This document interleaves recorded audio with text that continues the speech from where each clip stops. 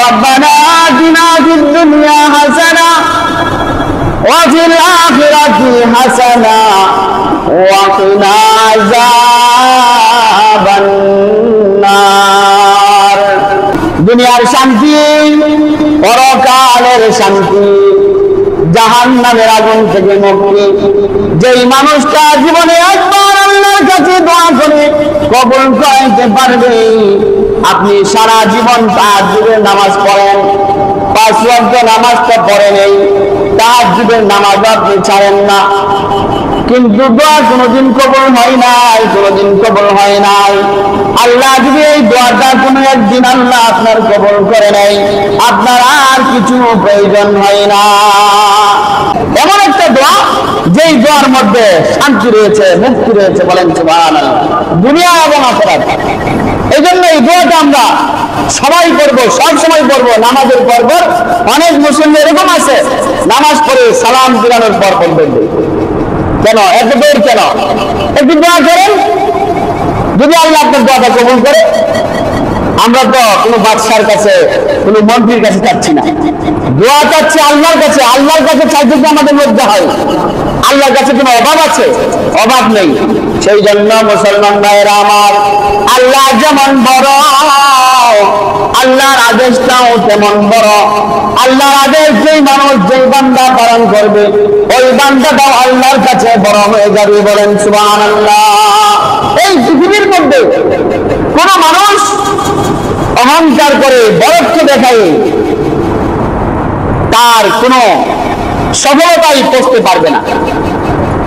কারণ সফলতা ওই মানুষটা হবে যেই মানুষটা আল্লাহর আদেশ নিষেধ মেনে জীবন যাপন করেছে, হোক সে কালো, হোক সে গরিব, সে যে কে হোক না কেন, ওই মানুষটার মর্যাদা, ওই মানুষটার মূল্য আল্লাহর কাছে অনেক বেশি, বলেন সুবহানাল্লাহ। একজন মানুষকে আপনি থাপ্পড় মারলেন, তার কোনো দোষ নেই, থাপ্পড় মেরে আপনি বড় হইতে পারেন নাই। যে থাপ্পড় খেয়েছে সে যদি ধৈর্য ধারণ করে, সে বড় হয়ে যাবে, বলেন সুবহানাল্লাহ। সেই জন্য দুনিয়ার মধ্যে আল্লাহ তাআলা পাঠিয়েছেন, আল্লাহর আদেশ নিষেধ মানার মধ্যে রয়েছে সফলতা। যে মানুষটা শক্তি খাটায় জীবন যাপন করবে, অহংকার জায়গায় জীবন যাপন করবে, ওই মানুষটার কিন্তু একদিন পতন আছে। সেজন্য যত নবী রাসূল দুনিয়াতে এসেছিলেন, সমস্ত নবী রাসূলরা ছিল নমনীয় এবং বিনয়ের সাথে, নম্রতার সাথে তারা দুনিয়াতে জীবন যাপন করেছেন। অহংকার নিয়ে জীবন যাপন করেন নাই। শিক্ষা দিয়েছেন, তোমরা নমনীয় হয়ে যাও, তোমরা বিনয়ের সাথে চলো, আচরণ ভালো করো, আমল ভালো করো। তোমার জীবনটা যদি নমনীয় হয়, বিনয়ের সাথে জীবন যাপন হয়, নম্রতার সাথে হয়, ভালো আচরণের সাথে হয়,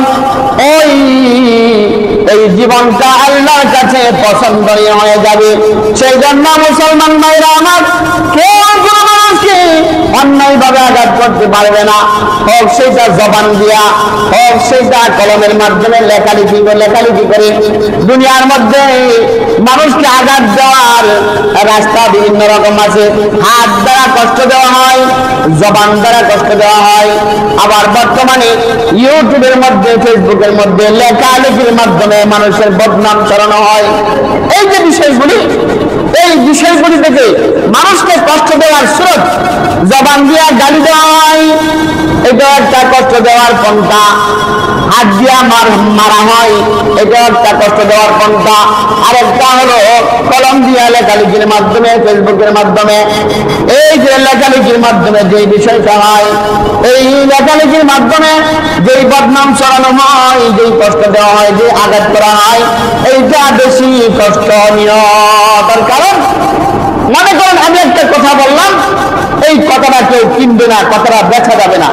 আমি কলম দিয়ে লেখালেখি করলাম, এই জিনিসটা ছেড়ে যাবে, কলম দিয়ে লেখালেখি করে বই ছাপানো হলে বইটা বিক্রি হয়, যেমন এর মূল্য বেশি। তার কারণ হলো আল্লাহ রাব্বুল আলামিন কোরআন নাযিল করেছেন লিপিবদ্ধ করে লেখালেখির মাধ্যমে।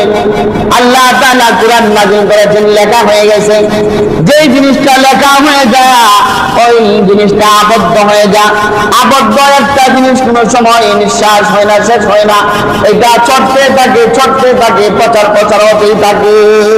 সেজন্য আমি যে কথা বললাম, আমি যে একটা আঘাত করলাম অথবা লেখালেখি করলাম, এর দ্বারা যেন অন্য একজন কোনো ভাই কষ্ট না পায়, অন্যায় ভাবে অপরাধ নাই, সে যেন কষ্ট না পায়, সেই জন্য বলা হয়েছে জরাহামের হাল কিয়ামো ওয়ালা ইয়ালতামু মা জারাহাল লিসানু। জরাহাত সনামের হাল কিয়ামো ওয়ালা ইয়ালতামু মা জারাহাল লিসানু। একজন মানুষকে যদি কারণ করে কষ্ট দেওয়া হয়, সেটা কথা দিয়ে হোক, লেখালেখির মাধ্যমে হোক, এই কষ্টটার কিন্তু কোনো ওষুধ পাওয়া যায় না। আপনি একটা আঘাত করেছেন, বেতের আঘাত করেছেন অথবা ছুরি দিয়ে আঘাত করেছেন, এর কিন্তু মেডিসিন পাওয়া যায়। মেডিসিন দিলে কিন্তু ভালো হয়ে যাবে। আপনি কথার দ্বারা, লেখালেখির দ্বারা যে কষ্ট দিয়েছেন, এই কষ্টের কিন্তু কোনো ঔষধ পাওয়া যায় না। এই কষ্টটা কিন্তু অন্তরের মধ্যে বসে যায়। এই জন্য মুসলমান ভাইরা আমার, কোন মানুষকে অন্যায় ভাবে কষ্ট দেওয়া যাবে না। কষ্ট দেওয়াটা হয়ে যাবে জুলুম। জুলুম করলে যার উপর জুলুম করবো সে হয়ে যাবে মজলুম। আর এই মজলুম হয়ে সে আমার বিপক্ষে মালিকের কাছে দোয়া করে, হাত উঠায়, বদদোয়া করে, ওই মুহূর্তের দোয়াটা আল্লাহ তাআলা কিন্তু কবুল করে নিবে। একজন মজলুম যখন দোয়া করবে জালেমের জন্য, মজলুমের দোয়াটা আল্লাহ কবুল করে নাই। মজলুমের দোয়া যদি কবুল হয়, সেই মজলুম তো আমার বিপক্ষে দোয়া করবে। আমি তাকে আঘাত করলাম, আমি তাকে কষ্ট দিলাম, তার কোনো দোষ নাই। অন্যায় ভাবে আমি তার উপর চাপাই দিলাম একটা অন্যায়। এই অন্যায় অবস্থায় অথবা তাকে আমি আমার শক্তির জুড়ে মারলাম, সে হয়ে গেল মজলুম। সে ওই মুহূর্তে যদি মন থেকে দোয়া করে, আল্লাহ কিন্তু দোয়া কবুল করে নেবে।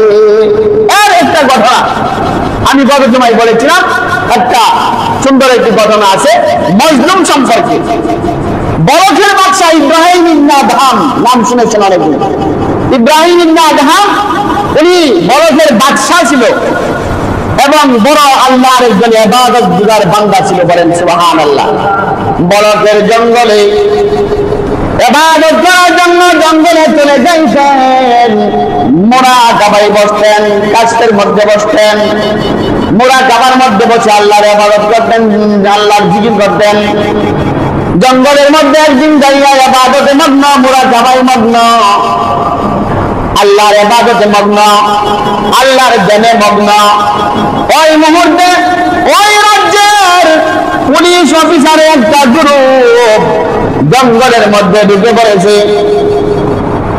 জঙ্গলের মধ্যে ঢুকার পরে রাস্তা হারিয়ে ফেলেছে।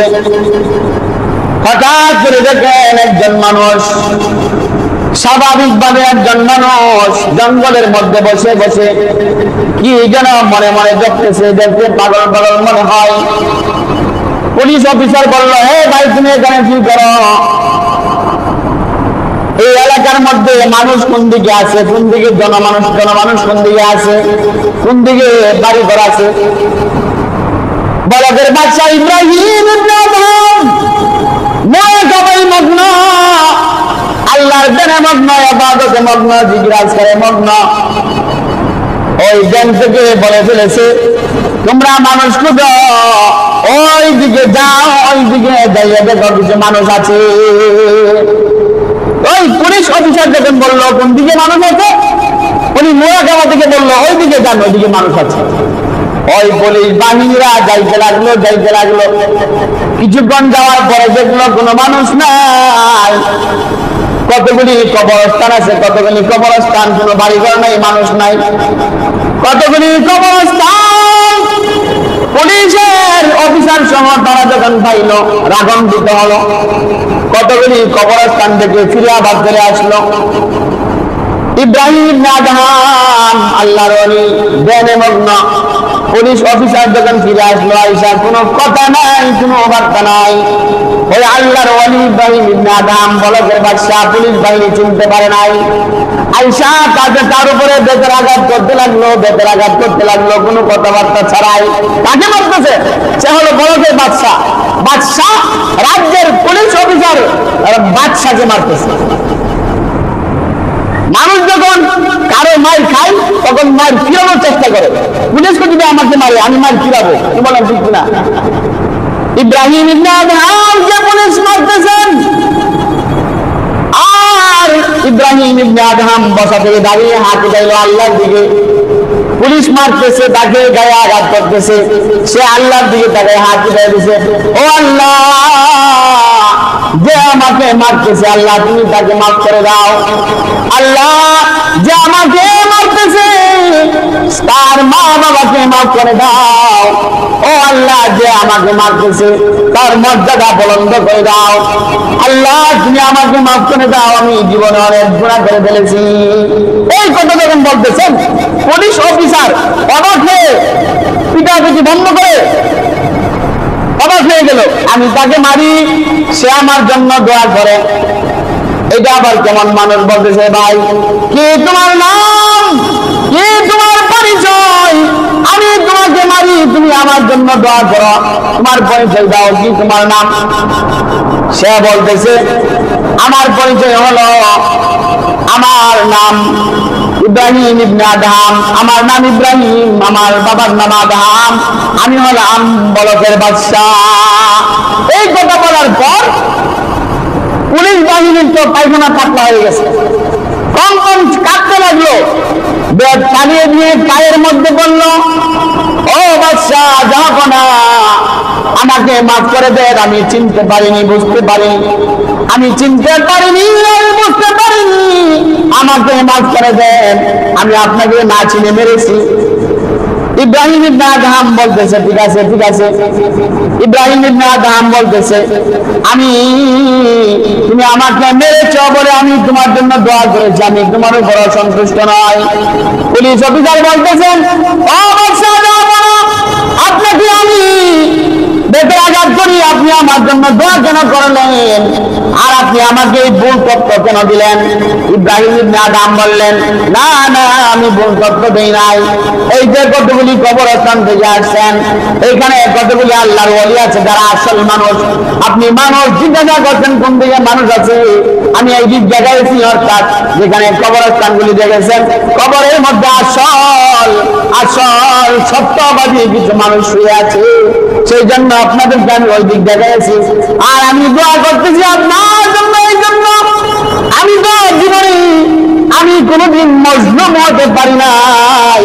সমস্ত নবী রাসূলগণ মজলুম ছিলেন, সমস্ত নবী রাসূলগণ মজলুম হয়ে দুনিয়া থেকে গেছেন। আমি ইব্রাহিম ইবনে আদহাম বাদশা হয়ে আছি, কোনদিন আমার গায়ে একটা আসর কেউ করতে পারে নাই।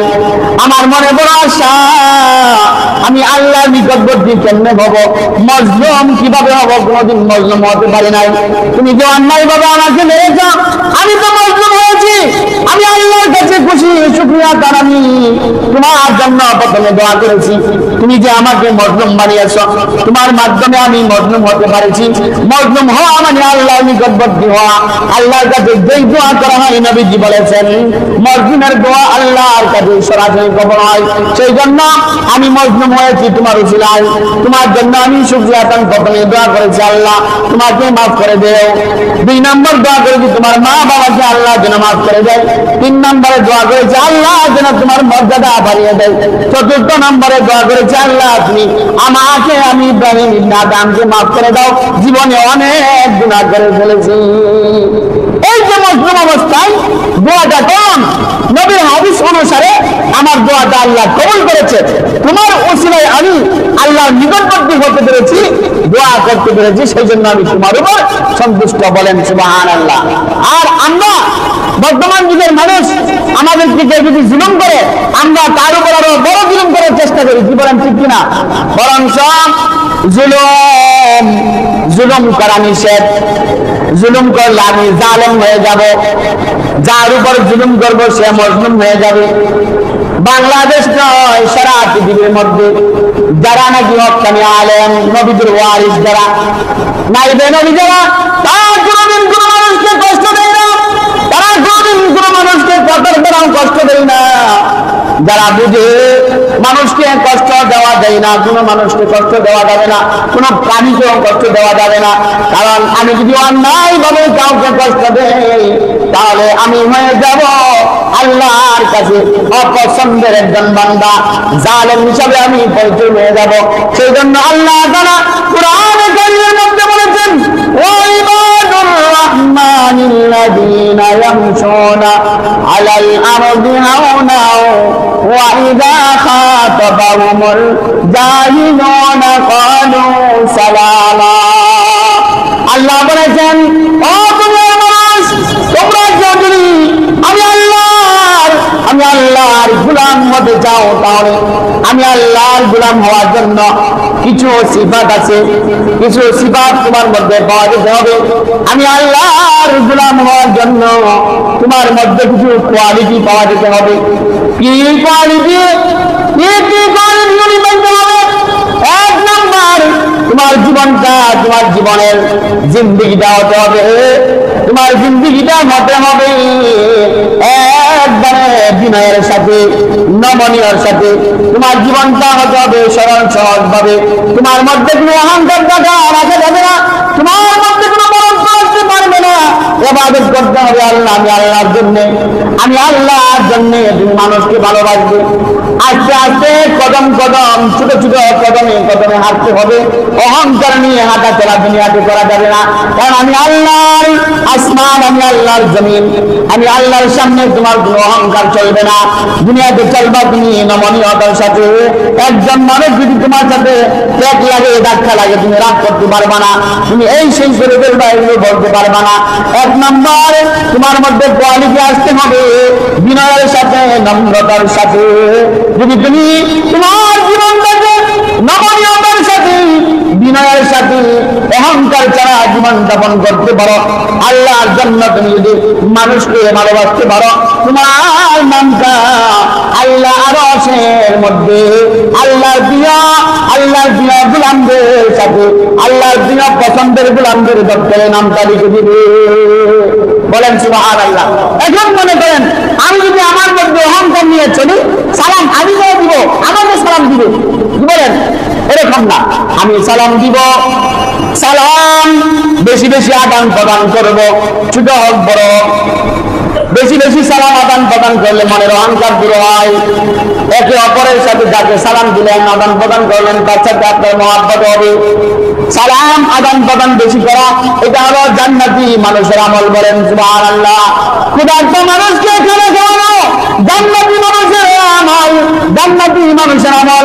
ক্ষুধার্ত মানুষকে খাবার খাওয়ানো, ক্ষুধার্ত মানুষকে খাবার খাওয়ানো জান্নাতি মানুষের আমল। বেশি বেশি সালাম আদান প্রদান করা জান্নাতি মানুষের আমল।